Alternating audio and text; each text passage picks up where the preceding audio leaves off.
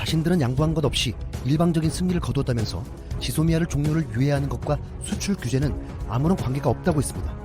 청와대는 이 같은 일본의 반응에 어이없어하며 구체적인 팩트를 알려줬습니다. 중요한 것은 한국 정부가 지소미아 종료를 하려고 하자 일본이 먼저 대화를 제안했다는 것입니다.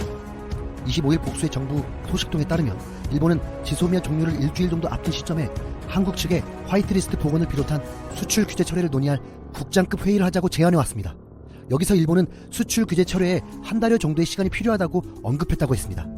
이에 따라 정부는 앞으로 한두 달 정도 일본의 태도를 지켜본 뒤 변화가 없다고 판단되면 공언한 대로 지소미아 종료를 적극적으로 검토하겠다고 했습니다. 이다 요이치 일본 경제산업성 무역관리부장은 22일 회견에서 개별 품목별로 일본과 한국 사이의 건전한 수출 실적의 축적, 한국의 적절한 수출 관리의 운용에 의해 수정의 검토가 가능하다고 생각한다고 밝힌 바 있습니다. 정부는 일본 측이 수출 규제를 처리하는데 걸리는 시간까지 언급한 점에 비춰서 진정성이 있다고 보고 지소미아 종료를 유예하기로 결정한 것입니다. 정부 소식통은 지금 일본의 반응을 보고는 앞으로 일본이 꼼수를 쓴다면 그냥 지소미아를 종료해버리면 된다면서 미국도 한일 간 합의사항을 잘 알고 있다고 강조했습니다. 한국 정부는 일본이 보도 약속을 어긴 부분에 대해서도 항의하자 사과했다고 했는데 일본 정부는 사과한 바가 없었다고 부인했습니다. 이 같은 사실에 대한 공방이 오가고 있는 가운데 일본 스가 관방장관은 25일 한국과 지소미아 운용 방식의 의사소통을 하겠다고 했습니다.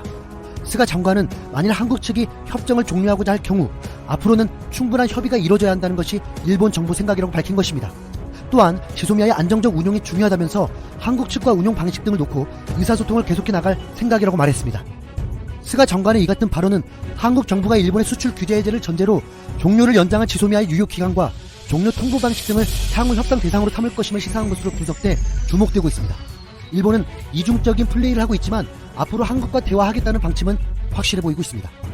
정의용 안보실장은 일본의 어이없는 언론 플레이에 분노하며 어느 한쪽이 터무니없이 주장하면서 계속 상대방을 자극하면 어떤 행동을 취할지 모른다는 말을 일본에 하고 싶다고 경고했습니다. 즉 일본의 요청처럼 한 달 동안 수출 규제에 어떠한 진전이 없다면 한국은 지소미아를 종료시키겠다는 것이었습니다. 일부에서는 지금 일본 정부의 언론 플레이가 아베가 사면 초과에 놓여있기 때문이라고 지적했습니다. 지금 일본의 아베는 일본 내에서 위기를 맞고 있습니다. 아베는 지금 연이은 내각의 비리 사태와 사쿠라 스캔들로 인해 총리의 자리까지 위협을 받고 있습니다. 이 때문에 자신의 원칙을 깨고 지소미아 때문에 수출 규제를 풀면 지지자들의 거센 저항을 받아 더 이상 정권을 유지하기가 어렵다는 것입니다. 정의용 안보실장은 일본이 오히려 그동안 주장한 원칙을 지키지 못했다고 말했습니다. 강제징용 해결 없인 아무것도 안 된다는 원칙이 깨졌고 수출 규제 완전 별개라는 주장도 깨졌다는 것입니다. 일본 정부는 지금 언론 플레이를 하고 있지만 한 달 안에 수출 규제를 해결하지 못하면 더 큰 역풍을 맞을 전망입니다. 이상 진심TV였습니다.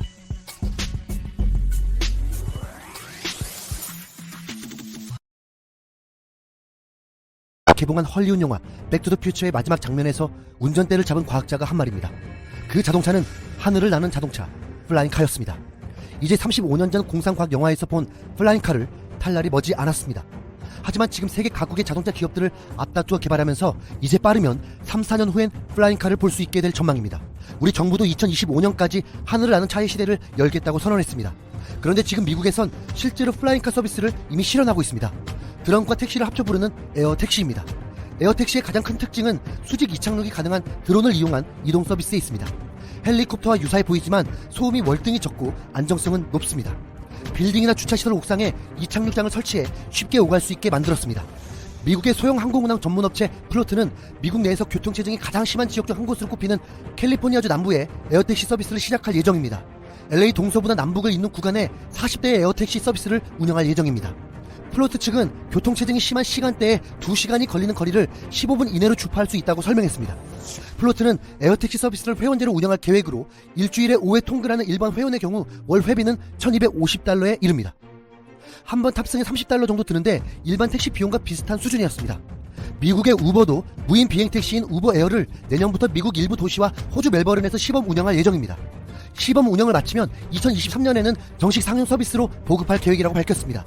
우버 에어는 스카이포트라고 불리는 건물 옥상에 지정된 장소에서 승객을 태워 다른 스카이포트로 실어 나르는 서비스로 소형 비행기와 드론의 중간쯤으로 최대 4인까지 탈 수 있었습니다.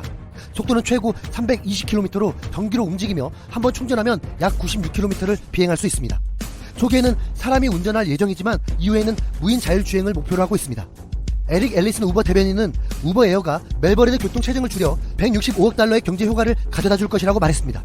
그는 멜버른 도심에서 공항까지 거리는 20km밖에 안 되지만 러시아어에는 자동차로 1시간이 걸린다. 우버 에어를 이용하면 10분이면 목적지에 도착한다. 고 말했습니다. 우버 에어의 가격은 1.6km당 50센트 정도로 일반 택시 35센트에 비해서 비싸지만 현재 우버 블랙 수준이었습니다. 중요한 것은 이것이 만약 한국에 도입된다면 출퇴근 시간에 강남역에서 여의도역으로 2, 3분에 갈 수 있다는 것입니다. 모건 스탠리는 지난 1월 발표한 보고서에서 2040년 전 세계 기준으로 하늘을 나는 택시 시장이 1조 5천억 달러까지 성장할 것으로 예상하고 있습니다. 우리 국토교통부도 에어택시를 오는 2023년까지 상용화하겠다는 방침을 밝혔습니다. 한화 시스템은 최근 2,500만 달러를 우버의 파트너사인 K4 에어로노틱스에 투자했습니다. 현대자동차도 미국 나사 출신 신대원 박사를 영입하면서 2025년까지 상용화시키겠다는 목표를 세우고 있습니다.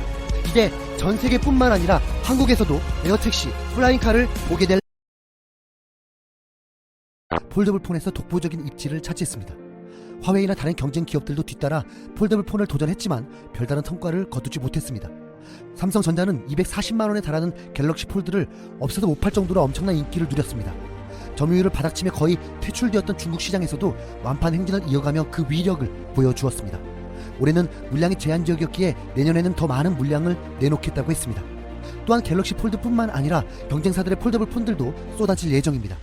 카운터포인트 리서치는 폴더블 폰이 내년에는 올해 8배 수준인 320만 대 출하를 예상했습니다. 삼성전자는 내년에 폴더블 폰에서 확실히 입지를 공고히 하려는 계획을 세우고 있습니다. 그것은 갤럭시 폴드 2를 대중화시키겠다는 것입니다. 갤럭시 폴드는 200만원이 넘는 고가였고 물량도 제한적이었지만 갤럭시 폴드 2는 절반 가격인 100만원대로 가격을 낮추고 휴대성을 높여 보급형으로 생산하겠다는 것입니다. 삼성전자는 올해 이미 갤럭시 폴드를 제일 빨리 출시하여 시장 수요를 파악하며 긍정적인 결과를 냈기에 갤럭시 폴드 2 출시에 박차를 가할 예정입니다. 삼성전자는 내년 2월 미국 샌프란시스코에서 열리는 삼성 갤럭시 언팩 2020을 통해 상반기 프리미엄 라인인 갤럭시 S11 시리즈와 갤럭시 폴드 2를 공개하겠다고 했습니다. 최근 중국 웨이보에 갤럭시 폴드 2세대 실물 출형 사진이 올라왔습니다. 이 사진을 보면 위아래로 접히는 조개 껍데기를 지칭하는 클램셀 형태로 보였습니다. 위아래로 접으면 정사각형에 가까운 형태가 되었습니다. 접힌 상태에서도 디스플레이의 시간과 날짜, 배터리 정보 등을 확인할 수 있었습니다. 상단 중앙에 카메라가 있고 나머지를 화면으로 채운 홀 디스플레이가 적용됐습니다.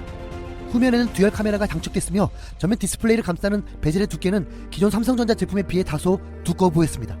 삼성은 내년에 갤럭시 폴드 2로 전세계 폴더블폰 시장을 장악하겠다는 계획을 세우고 있습니다. 그런데 삼성의 경쟁 상대가 등장했는데 그 상대는 화웨이가 아니었습니다. 우리 기억에서 이미 사라지고 있는 모토로라였습니다.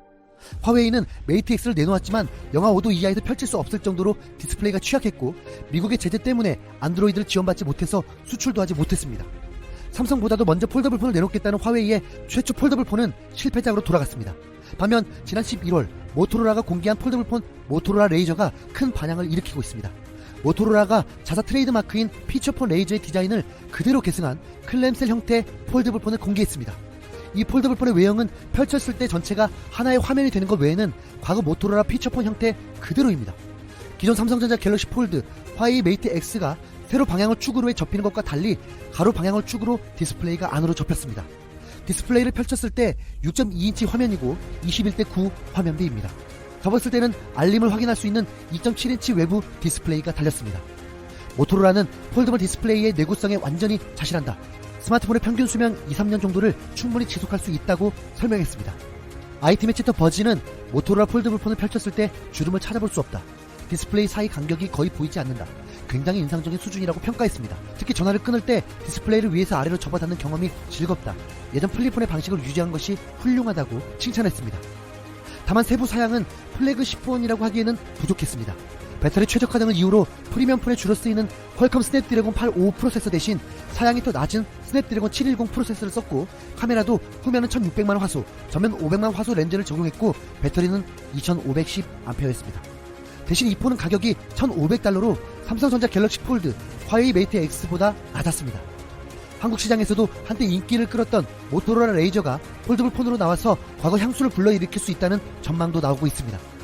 화웨이도 내년에 차세대 폴더블 폰 메이트 XS를 내놓겠다고 했지만 미국의 제재로 안드로이드를 탑재하지 못하는 한계를 지니고 있습니다. 이 때문에 내년 전세계 시장에서 갤럭시 폴드 2에 대적할 만한 경쟁 상대는 화웨이가 아니라 모토로라 레이저 2일 수도 있다는 말도 나오고 있습니다. 길거리에서 또다시 레이저폰을 볼 수 있을 날이 머지 않았습니다. 그래도 갤럭시 폴드 2를 따라올 수는 없겠지만 말이죠. 이상 진심 TV였습니다.